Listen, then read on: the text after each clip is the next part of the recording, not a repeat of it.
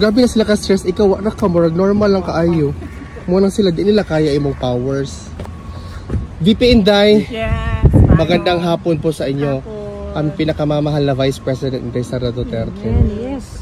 Welcome back to the Netherlands. Kamusta po kayo, ma'am? Okay lang man. Dumating kami nung Sunday. Yes, kahapon. And okay naman yung flight. Medyo nakakapagod lang talaga yung biyahe kasi it's 16 hours na total flight time. Hi! How are you? Yes. So, ma'am, kamusta po ang aming pinakamamahal na inyong ama, dating Pangulong Rodrigo Duterte? Okay lang siya. Very good mood today. Una niyang nasabi noong pumasok ako, sabi niya daw, yung braso ko daw ay doble ng braso niya. So, dalawang braso daw niya yung isang braso ko. Ma'am, pakilinaw po yung sinabi ni Ma'am Elizabeth na si Tatay. Kasi ma'am, marami talagang nabahala mga kababayan natin na si Tatay Digong daw ay skin and bones. Ano po yung konsepto noon, ma'am? Pumayat siya ng sobra. Hindi niyo pa siya nakita ng ganito siya kapayat.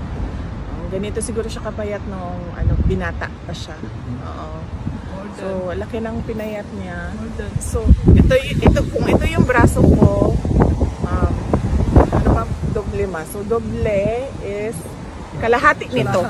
Kalahati na lang nito ang braso niya. Pero health-wise, ma'am, okay naman siya, ma'am? So far, wala man siyang, tinanong namin siya kung may mga complaints siya, wala naman siyang nararamdaman daw. So, okay naman siya on that note. Kasi wala din naman siya sa hospital part ng prison. Nandun siya sa regular detention unit. Kasi lahat ng mga Pilipino, ma'am, talagang nagdadasal para sa speedy recovery ni PRRD kasi we are definitely more than willing to welcome him sa outside world. Oh yes, oo. Marami ang nagdadasal na sana ay mag-grant na yung ma-dismiss na yung kaso based on jurisdiction at hindi pa ma-desisyonan yun ngayon ay mabigyan siya ng interim release. Ma'am, meron bang mensahe si PRRD sa mga kababayan natin sa buong mundo? Sinabi niya na I did what I had to do for my country and then I have no regrets sa mga ginawa. Ma'am, nasabihan niyo ba siya na hindi talaga titigil yung mga Pilipino sa pagsuporta sa kanya sa pagpapakita ng siya? Oo. Nabanggit namin na nandito kayo. Nabanggit din namin yung walk for Duterte noong July 5 dito sa The Hague. Na-mention din namin yung run for Duterte sa Davao City at sa Cebu noong July 6. So alam niya. At saka yung upcoming July 19, ma'am. Oo. Ay, hindi pa. Tomorrow, babanggitin ko sa kanya yung July 19. At nabanggit ko din sa kanya na merong nagbigay ng merong nagbigay ng perpetual mass sa kanya. So, araw-araw merong nagdadasal para sa kanya. Ma'am, meron po kayong message sa lahat ng mga kababayan natin sumusuporta? Unang-una, syempre, ang mensahe ng pagpapasalamat. So, lagi paulit-ulit yung pagpapasalamat namin sa ating mga kababayan sa buong mundo sa pagpapakita nila ng suporta at pagmamahal kay dating Pangulong Rodrigo Duterte. At naiintindihan namin yung pag-aalala nila dahil yun din yung pag-aalala namin dahil sa kanyang edad, dahil sa kanyang health, at naiintindihan din namin yung frustration nila sa kaso na ito dahil wala naman talagang basehan yung kaso, kaya sana ay ma-dismiss na siya doon sa petition sa jurisdiction. Ma'am, on another note, ano po yung opinion nyo sa sinabi ni Senator Zubiri na yung impeachment complaint against you is a witchcraft, witch hunt pala? Witchcraft? Sorry. Witch hunt. Dili siya witchcraft. Oo, mo gina, tinuod yun na, kay ginabarang na yun ko, ma'am. No? Because you're a diamond, ma'am, it's just nag-bounce back lang sa ilaha, ma'am. Because God is with us. Correct. Dili po nalayo ng witchcraft na ba? Kay duda na ko niya, abot na gid sila sa witchcraft, sa ilahang kuan. Sa ilahang kagustuhan na ma-impeach ka, ma'am. Yes, matanggal ko sa pwesto at I'll be out of their way. Wala ko ang witch hunt, well, obvious naman na, no? Makita ninyo dito. Unang-una, makikita ninyo nung budget hearing last year, no? Na ang lahat ng tanong nila ay tungkol confidential funds lang.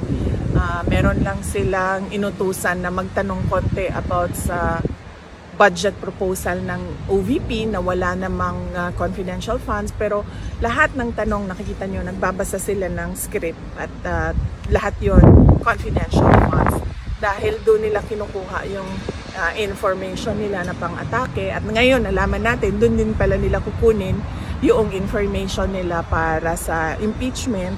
At kung maalala ninyo, ang presiding member ng House noon ay si Congresswoman Stella Kimbo, at sinabi niya talaga on record na let's stick to our plan.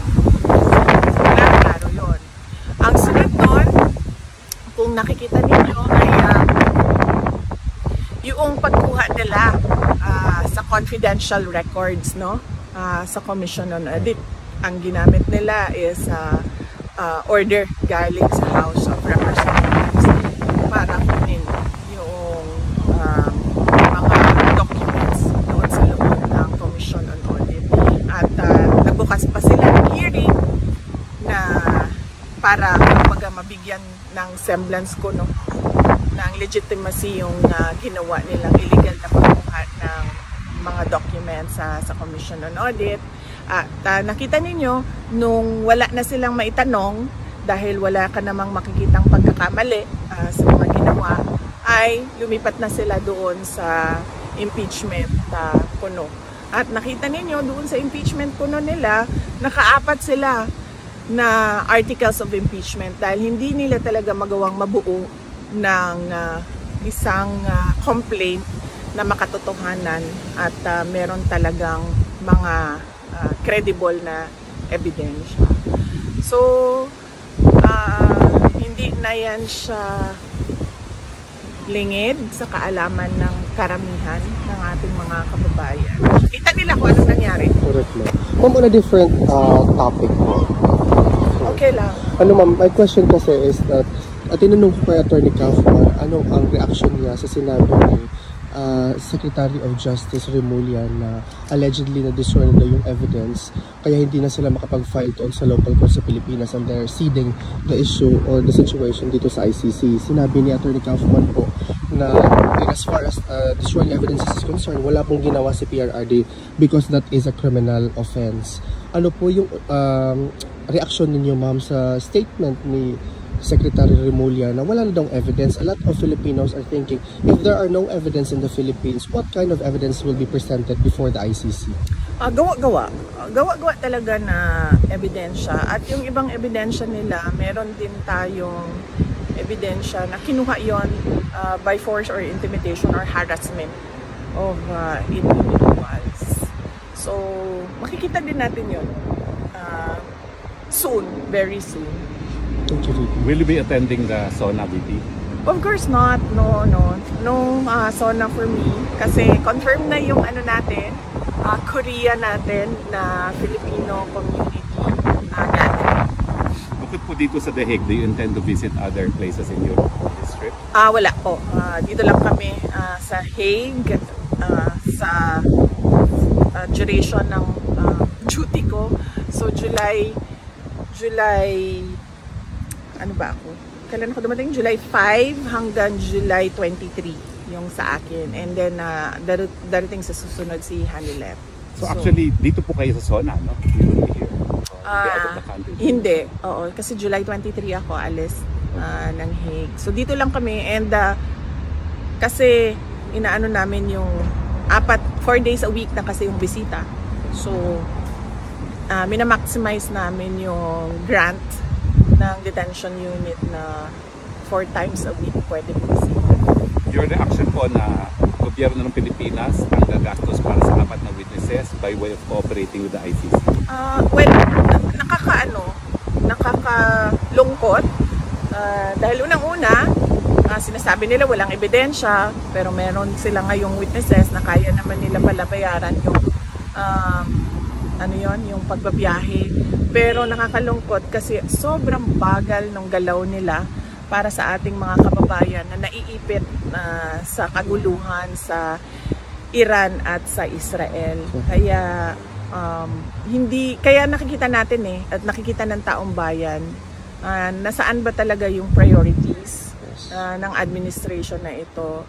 Apparently puro politika lang yung paninira sa politika lang yung kanilang prioridad at hindi yung mga mamamayan. Ma'am, on a different, parang susundan ko yung question, ma'am, by the way. Sinabi po ni President President Marcos na i-stop na daw po natin yung pamumulitika at it's now time for us to work. Siguro tumingin siya sa salamin, no? Pag sinasabi niya yung stop na ang pamumulitika kasi sila yung namumulitika. Ang ginagawa lang namin lahat ay sumasagot kami, di ba? Attorney Harry Roque, ikaw isang biktima ka din. Dahil you are known to be an ally and a very close lawyer of President Duterte. So, wala naman kaming ginagawang atake. Ang sa amin lahat ay sagot at depensa. So, sila ang tumigil.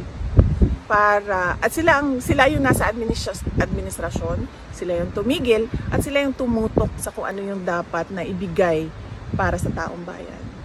Yung special affirmative defenses po sa impeachment, yung hindi pwede mag-carry over at saka barred na impeachment complaint, how confident are you that the Senate will resolve that first before hearing the individual articles of impeachment? Paniwala ko naman, madami sa kanila ang abogado doon and syempre yung iba ay supported by lawyers as well. Unahin muna nila yon pagdesisyon doon sa question ng validity ng court complaints and yung crossover ng trial from the 19th to the 20th Congress. Yung notice of disallowance po sa 4th quarter ng confidential fund na pending appeal, wala pa pong resolution ng appeal nila ron? Wala pa kaming i-check ko sa Office of the Vice President.